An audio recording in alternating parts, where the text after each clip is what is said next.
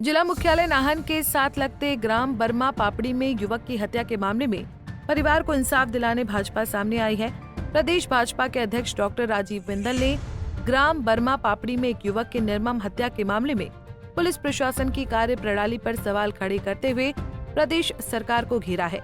राजीव बिंदल ने कहा कि ग्राम बर्मा पापड़ी में बाहर से लोग आते हैं और स्थानीय युवक की निर्मम हत्या कर बैरियर से फरार हो जाते हैं। पुलिस कहाँ है, प्रशासन कहाँ है?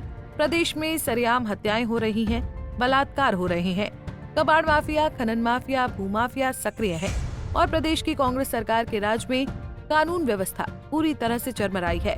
उन्होंने कहा कि ग्राम बर्मा पापड़ी में हुई हत्या के मामले में भाजपा पुलिस प्रशासन को 48 घंटे का समय देती है। अगर आरोपियों को दबोचा नहीं जाता है तो पूरे गांव के साथ मिलकर बीजेपी उग्र प्रदर्शन करने पर विवश होगी। ये ओबीसी गरीब समुदाय से आने वाला बालक,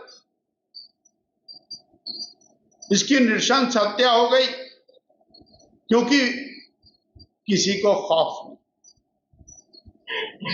खौफ है तो केवल राजनीतिक प्रतिद्वंदियों को, खौफ है तो सिर्फ उनको है जिनको धक्के से ट्रांसफर करना है। और कोई ये जो गुंडा तत्व है, इनको कोई खौफ नहीं। सिरमौर जिला नशेड़ियों का, ड्रग्स का अड्डा बन गया, खनन माफिया का बहुत बड़ा अड्डा बन गया, जिसके हमने सारे प्रूफ दिए हैं। और उसी कड़ी के अंदर जितेंद्र, इसकी हत्या, ये एक और बड़ा बदनुमा दाग प्रदेश की सरकार के ऊपर। हम एसपी साहब को मिले, हमने उनसे आग्रह किया कि इस पे तुरंत कार्रवाई होनी चाहिए। कल रात को कोई एक लड़का पकड़ा, कितने दिन बाद, अभी तो कोई क्लू नहीं। उस लड़के की गाड़ी वो आइडेंटिफाई हो गई है, वो गाड़ी नहीं पकड़ी जा रही है। जब उसके टुकड़े टुकड़े हो जाएंगे, स्क्रैप में चली जाएगी, उसके बाद पुलिस के हाथ क्या लगेगा? भय तो वो होता है कि उसी दिन पकड़ करके सीधी चीजें सामने निकल करके आ जाए। हम एक बात आपके माध्यम से बता देना चाहते हैं, हम इस तरह से प्रशासन को और लचर हालत में छोड़ नहीं सकते। हम अपने लोगों को मरने नहीं देने वाले।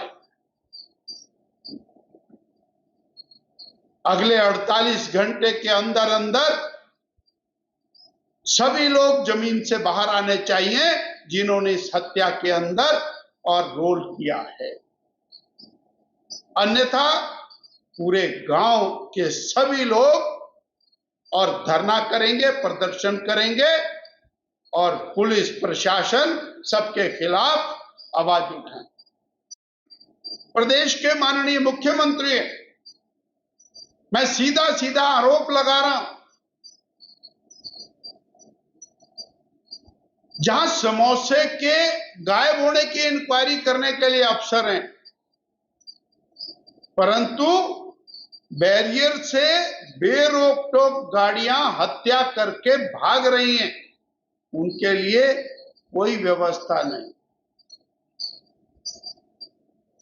सब तरफ गाड़ियों में डीजे लगा करके, दूर मत जाइए, सिरमौर के सभी इलाकों के अंदर, और नशेड़ी सड़क के किनारे घूमते हैं,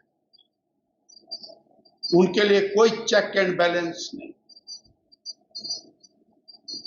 खनन माफिया मंडी में सब डिविजनल मैजिस्ट्रेट को दौड़ा दौड़ा करके पीटता है, उसकी हड्डी तोड़ देता है नाक की, कोई कार्रवाई नहीं। वन माफिया वन के अधिकारी को गाड़ी से बांधकर घसीटता, फिर उसे माफी मंगवाता, फिर उसको दौड़ाता। ये सुखविंदर सिंह सुक्खू जी का हिमाचल प्रदेश सरकार का राज। उधर मीडिया से बात करते हुए मृतक की बहन हिमांशु ने बताया कि उसके भाई की हत्या के मामले में पुलिस ने अभी तक कोई कार्रवाई नहीं की है। सरेआम गुंडागर्दी करते हुए उसके भाई की हत्या कर दी गई और आरोपी आज भी फरार है। उन्होंने पुलिस प्रशासन से जल्द आरोपियों को दबोचने और सख्त कार्रवाई करने की गुहार लगाई है। तो मैंने देखा मेरा भाई मतलब पूरी हेड इंजरी हो रखी है, सिर्फ ओन आईज हो रखी है, पूरी ब्लूइश डिस्कलरेशन हो गई दोनों आईज में, और मतलब वेंटिलेटर सपोर्ट पे था, फुल सपोर्ट था वेंटिलेटर का, ऐसा कुछ रिस्पांस नहीं था, अनरिस्पॉन्सिव था बिल्कुल।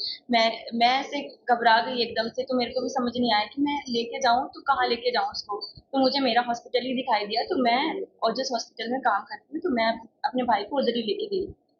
फिर इमरजेंसी में उसको देखा उन्होंने, उनको फर्स्ट एड तो यही मिल गई थी, आगे का ट्रीटमेंट स्टार्ट किया, सीटी कराया तो सीटी बिल्कुल डैमेज था। तो मैंने डॉक्टर से बात की तो वो कह रहे कि हम कुछ नहीं कर सकते। फिर एमएलसी तो इधर ही कटी थी, हमारे नान वाले जो ये मेडिकल कॉलेज है यहाँ पे एमएलसी कटी थी, तो उन्होंने भी अपनी आगे किया जो कार्रवाई करनी थी। तो सबको इन्फॉर्म था पुलिस को कि हाँ कि ऐसे ऐसे हो गया है, सबको इंटीमेशन थी, तो वो अपनी कार्रवाई कर रहे थे। लेकिन अभी तक मुझे कोई रिजल्ट नहीं मिला है उस चीज़ का ना। अभी तक किसी ने ये नहीं बोला है कि बेटा ऐसे हमने कुछ आपके सबूत इकट्ठे किए हैं या आपको हम इंसाफ दिलाएंगे इस चीज़ का, ऐसा कुछ नहीं है। मैं अपने भाई को भी देखने जाती थी, और पुलिस में जो भी सर थे जिनका मेरे पास नंबर था कॉन्टैक्ट, मैंने उनको भी कॉल करके पूछा कि सर मुझे एटलीस्ट केस का कुछ बताओ तो सही कि क्या प्रूफ आपको मिला है। बट वो कह रहे हैं चल रहे हैं, हम केस की कार्यवाही कर रहे हैं, बट कोई रिस्पॉन्स नहीं था। अब मेरे भाई की हालत बहुत क्रिटिकल हो गई थी। 30 तारीख को ना वो मनीष जो मेरे भाई का दोस्त है, वो उससे मिलने आया होगा, मुझे नहीं पता, वो आईसीयू के बाहर मिलने आया होगा। तो बाय चांस मैं भी आईसीयू से बाहर ही आ रही थी, तो अब मैंने उसको उसके इंस्टाग्राम अकाउंट पे देखा है कि हाँ ये इसका दोस्त है। एज सच मैं भी नहीं जानती उसको, बट फिर मेरे को मैं उसको जैसे मैंने उसको फेस किया, मैंने उसको बोला, उसकी मतलब उसकी शक्ल में ऐसे लग रहा था कि वो गुनहगार, मेरे को ऐसे लग रहा था। पर उसने मेरे को कुछ ऐसे, मैंने उसको एक होता है ना, हम ह्यूमैनिटी हमदर्दी दिखाते हैं कि किसी को चोट लगी है कि कुछ, हाँ हमारी तरफ से होता है कि हाँ कि नहीं दीदी सब ठीक हो जाएगा, नहीं ऐसा कोई रिस्पॉन्स नहीं था उसका सिर्फ यही था हाँ मैंने कुछ नहीं किया, जबकि मैंने उसको बोला भी नहीं, उसने फिर बताया भी नहीं, बस वहीं खड़ा रहा। ऐसी एक लड़की और आई थी उसके साथ, और एक सर आए थे, सरदार जी थे, क्या नाम, जोगी सर आए थे, है ना। फिर हमने पूछा उनसे कि आपके साथ काम करता था, क्या करता था, कब लास्ट बात हुई, तो उन्होंने हमें अपनी चैट वगैरह दिखाई कि ऐसे ऐसे काम किया था उनको करने को, तो काम हुई है, काम के लिए ही बात हुई है। तो ऐसा उनका भी कोई रिस्पॉन्स नहीं था। तो अब मैं भी उस कंडीशन में नहीं थी कि मेरे भी सेंसेस काम नहीं कर रहे थे कि मुझे उसे रोक लेना चाहिए या मुझे कुछ और बातचीत करनी चाहिए। तो वो वहाँ से निकल गया, क्योंकि आईसीयू में अंदर जाने के लिए मना किया गया था कि नहीं जाना है। फिर यही बात आके मैंने अपने घर वालों को बताई, फिर वो बोलते कि तूने रोका क्यों नहीं। अब मैं सर कैसे रोकती, मुझे तो कुछ समझ नहीं आ रहा था उस टाइम, मेरा भाई इतना क्रिटिकल था। लेकिन तब से लेके अब 30 तारीख से लेके मुझे 1 तारीख हो गई है, तब तक मुझे कोई रिस्पॉन्स नहीं आ रहा है किसी का कि हाँ आपके भाई की इन्वेस्टिगेशन ये हो। मैं जाके पूछ रही हूँ तो दे आर रिस्पॉन्सिंग कि हाँ ऐसे हो गया है, हम यहाँ तक हैं। अदरवाइज उनकी तरफ से मुझे कोई इंटीमेशन नहीं कि हाँ आपके भाई का हमने ये देख लिया है या ये गुनहगार पकड़ लिया है। अभी भी उन्होंने मनीष को कस्टडी में लिया है, उन्होंने सिर्फ मेरे को वो बताया, बाकी आगे का कुछ केस नहीं डिस्कस किया है कि ऐसे हो गया या ऐसे हो गया, कुछ नहीं बताया उन्होंने मेरे को। तो मैं चाहती हूँ कि पुलिस मुझे फुल सपोर्ट करे, और जो भी जिसने भी मेरे भाई का ये ऐसी हालत की है ना, उसको गोली से उड़ा दे पुलिस, उसी टाइम उड़ा दे। पंजाब केसरी टीवी के लिए नाहन से दलीप सिंह की रिपोर्ट। हमसे जुड़े रहने के लिए हमारे YouTube चैनल को सब्सक्राइब करें और नई वीडियो की नोटिफिकेशन के लिए बेल आइकॉन को दबाएं। अगर आप ये वीडियो Facebook पर देख रहे हैं तो लाइक जरूर करें और ज्यादा से ज्यादा शेयर करें। इसी तरह के और भी अपडेट्स के लिए फॉलो करें हमारा Instagram पेज himachal.ke।